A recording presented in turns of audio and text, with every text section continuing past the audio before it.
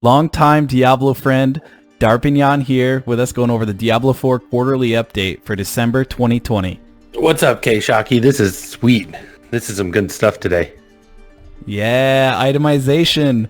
All right, let's do a TLDR of this update. I already did the highlights, and let's just go through it. We knew that many more iterations awaited between what we showed you at BlizzCon 2019. Joe Shelley is here, the lead game designer on Diablo 4, and he's walking us through some itemization updates here. Our next update will take place during BlizzCon online rather than in blog form. Without spoiling the surprise, let's just say it involves a new version of the campfire scene. So, I mean, I think that means there's going to be a new character shown. I don't know for sure. If anybody has any ideas, leave a comment down below and we'll chat about it. Yeah, I think so. I think that the characters are the focal point of that campfire scene, so we'll probably get a good idea of what that looks like. Yeah. I love that they said, "See you in hell." Louis Barriga, what an awesome game director. Okay, so items should support and enhance your class, not define it. Finally, we're landing on overall depth somewhere between Diablo 2 and Diablo 3. So just some things worth noting in the philosophy section. I'm going to skip over most of the philosophy and kind of get down to what I found most interesting. So moving on to the skill tree section. In Diablo 4, you will be able to respec your skills and passives. The number of times you can do this will be unlimited, but it won't be free. In the end game, changing your build will require a significant investment to appropriately match the time and effort you put in to defining your character. Yo, Darpignon, to me that kind of means it'll feel kind of like PD2, Project Diablo 2 in a way, where you get some free respecs early, but if you want to respec later on, you have to go through the effort and farm the currency to do that respec.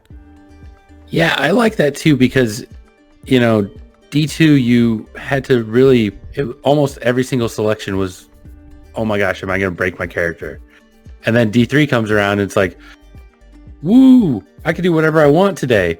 Do I want to do this or whatever? And there was no consequence to your choices. So I kind of like that seems like a better balance. You're not completely wasting your time, but you still have to choose what you want to do. Yeah, it's nice to feel like some sort of investment, but Diablo 2 it felt like they got it wrong at release. The respecs at the end of every difficulty, it was kind of a nice addition. Oh, definitely.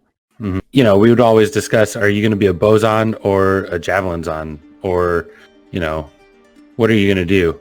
And that was always a fun conversation right off the bat. Yeah, it felt more impactful, right? Like you're making a big decision because you knew in order to make another character, it was going to be tough. Also, even the same character, if you wanted to just go down a different skill tree, you're like, I have to grind out another, 80 levels on this character. Yeah, and you're like, oh, do I really want to do that? So I think that brings back some of that almost excitement to play the same character twice. Yeah, for sure. After gaining a level, this is an example of a barbarian that gets 5 stat points and 2 skill points to spend. This feels a lot like Diablo 2, right? You got 1 skill point in Diablo 2, but mostly the same. Yeah, I like this too because as we're going to kind of see, it leads to a lot of customization, I think. Yeah, when you gain a level, you'll receive points to spend in strength, intelligence, dexterity, or willpower, along with your skill points. This is just illustrating how these stats here mean different things depending on the class. So for a barbarian, strength means increased skill damage by whatever percent. For a sorceress, that is increased defense by a certain amount. So each stat has a different meaning depending on the class. And here's where it gets really interesting. Many of the nodes in each class skill tree have additional effects if you meet specific primary stat thresholds. Okay, this just means you get the whirlwind node and it does some base effect. If you want the additional locked effect, it's locked behind a stat amount. In this case, you need 150 dexterity, so whirlwind provides a 3% movement speed boost each second while active, stacking up to 15%. Conjuration ice blades Same deal. At 140 willpower, Ice Blades deal additional damage to frozen targets. In weapon types, in that section, we've also done a lot of work in the game engine to make weapons feel more real and physical, like the Barbarian carving through the ground with the mace during upheaval. Yeah, you can see here that they're definitely going for an animation per weapon type instead of class. I know Diablo 3 got in a little bit of trouble here. At least it felt like it. They had too many animations to make with all the skills, different runes you can pick for the skills, and then adding new classes. It makes sense from a dev perspective that you only need to add those new animations for the new weapon types that are added, not for when you're adding the new classes. We've added weapon speeds and inherent characteristics to all weapons in our latest internal test environment. Alright, so that means we have some weapons that attack quickly and some that attack slowly. The ones that attack slowly do more damage. This feels very familiar if you've played a lot of different action RPGs, but this is an example down here of a wand versus a staff. You know, one's super quick, you can pivot, move quickly. The other one does more damage, but the consequence is, hey, I can't pivot and dodge enemies as much. In addition to speed, each type of weapon has an inherent physical characteristic. For shields, this is block value, meaning that any shield you find in Sanctuary is going to have block, in addition to any magical affixes it might have. So here, we see one shield block value. On the magic wand, we see 4% critical strike chance. And then on the rare axe, we see 30% chance to inflict bleed for 30% damage over 5 seconds. First of all, I like that it's thematic, right? Like the axe is inflicting bleed damage. That makes sense to me. Right? But this is a nice little addition here. I like it. You might notice another thing about these items. They're high resolution renders of actual equipment. Now I really like that. You can see here how the wand is kind of popping off the tooltip. You can tell it's the 3D model for the item. You got the axe and the buckler. They look really good. I like that. Item qualities. Legendary affixes now roll randomly. Yes, really. On legendary items. And unique items will replace mythics. Okay, so bye-bye mythics. And legendary affixes can roll on any legendary item now. Magic items. Yeah, right? That's pretty cool. Magic items can have super powerful affixes also. And rare items will just get more affixes. Like it'll have more of what the magic item already has. So you could get a magic item that has like 2 affixes that are perfect for your character. And you keep finding this rare stuff that has 3 or 4 affixes. And it's just kind of junk. It doesn't have the right combos or high enough stats on it.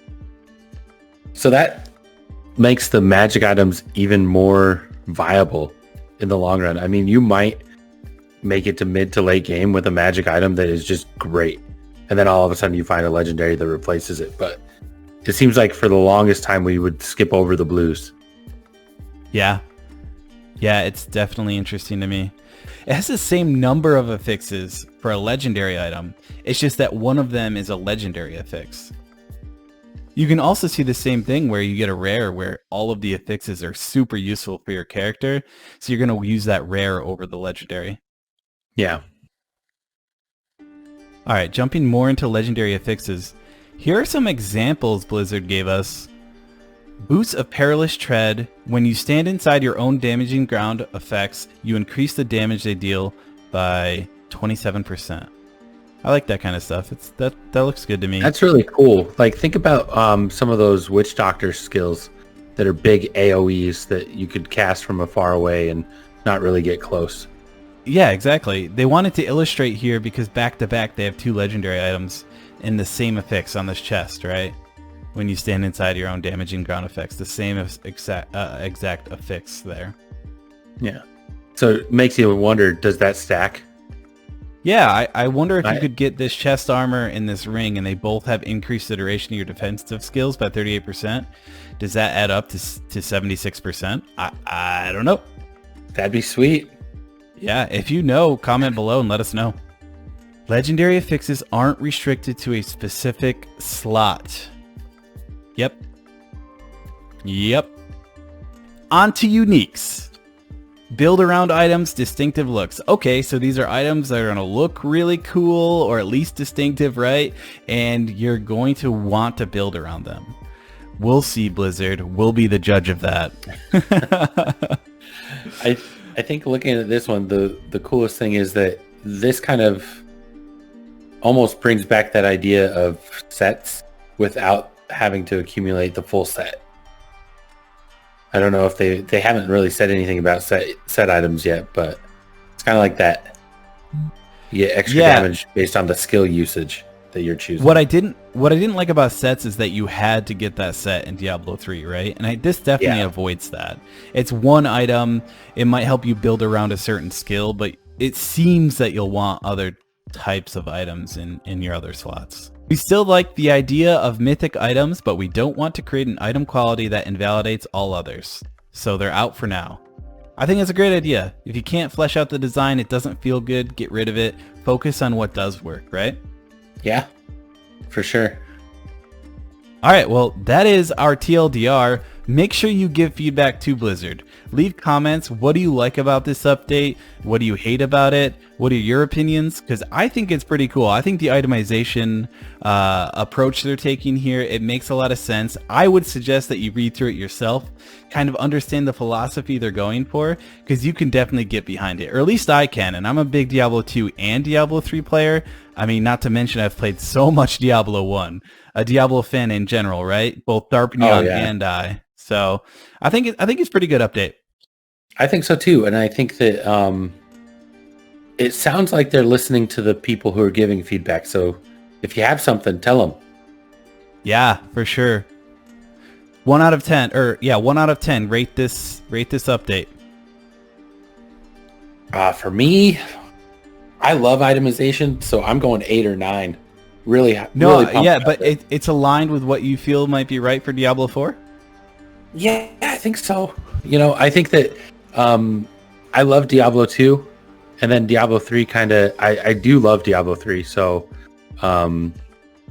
it just kind of changed it a little bit, and it took a while to get used to it. I know I took a big break shortly after launch, and it took me a while to come back to it. So after a lot of changes, and I think that this kind of meshes the two games together, which in a good way. Yeah, for sure. I think I'm very aligned with this update. I would say 9 out of 10. It was a great update. All right, Joe Shelley, lead game designer on Diablo 4. Nice update. Appreciate it. Everybody working on Diablo 4, if you are listening to this video, we support you. We're super happy that you're making an awesome game that we're looking forward to playing, and good luck on your dev. And have fun in your internal playtests. All right, cheers, friends. Jealous. Yeah, Darpneon and I are going to go play some Project Diablo 2. Bye!